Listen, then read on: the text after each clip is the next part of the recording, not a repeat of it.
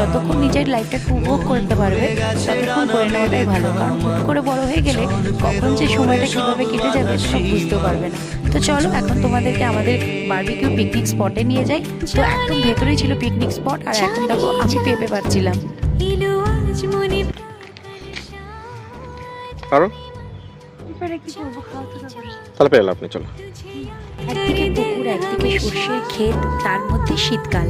তোমরাই বলো ওয়েদারটা কেমন হতে পারে? এত সুন্দর একটা সকাল কাটাবো এটা আমরা একদমই কল্পনাও করতে পারি। সকাল সকাল হুট করে এরকম প্ল্যানিং করে, তোমরা কতজন এরকম প্ল্যানিং করো হুট করে অবশ্যই কমেন্ট করে জানাও। তারপরে এই যে আমাদের এখন বারবিকিউ প্রসেস শুরু হয়ে গেছে। চারজালিতে ভালো করে আমরা তেলটা মাখিয়ে নিয়ে তারপর মাটিতে উনুন কেটেছি। ওখানে ইট দিয়ে উনুন করার পর চারজালির ওপরেই এই মাংসে মাখানো সব বারবিকিউ চিকেনগুলো দিয়ে দিয়েছিলাম। আর বাইরের ওয়েদারটা খুব সুন্দর। বারবিকিউতে চিকেনের পাশাপাশি মুরগির পাও ছিল, কি অদ্ভুত না গাইস? আমি একদমই পছন্দ করি না, কিন্তু